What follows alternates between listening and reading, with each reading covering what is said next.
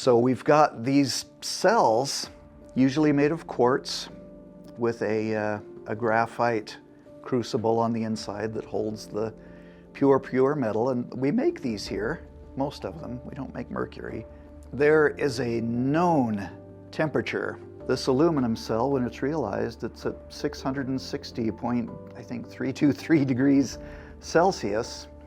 Put a unit under test in there, measure its resistance, and you know what it is at a real temperature. Do that at a few temperatures, and you can calibrate coefficients that'll take it from minus 200 degrees all the way up to 660 with a beautiful curve, a nice calibrated curve, and any lab that does temperature loves having something like that. To calibrate a PRT and a calibration bath, the first step, I think, is to find out what temperature range is required. Calibration baths can provide a few temperature points, but they are limited by the fluid that's used in them.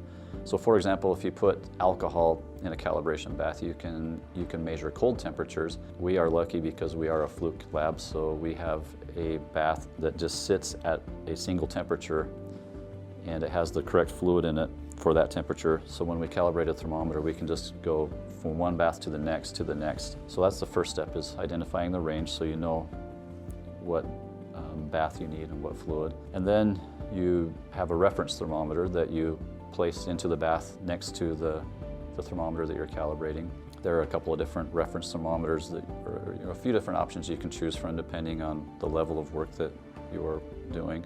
The reference thermometer measures the temperature of the bath, and then we measure the resistance of the thermometer that's being calibrated, typically referred to as the DUT, or the device under test. So we measure the temperature in the bath and the resistance of the thermometer we're calibrating at several different temperature points. Then we take those results, load them into an equation, and calculate a characterization for the thermometer that can be loaded into a thermometer readout, and it will give us temperature for that thermometer. So there's actually two measurements that's taking place, temperature measurements. It's the what they call the hot junction, the measurement junction, which is what you're interested in measuring the temperature of. But there's also what they call the cold junction, reference junction, where they'll have a thermistor in there, a resistive element that will measure the temperature of that, so they can compare the voltages generated and come up with what the measurement junction temperature is.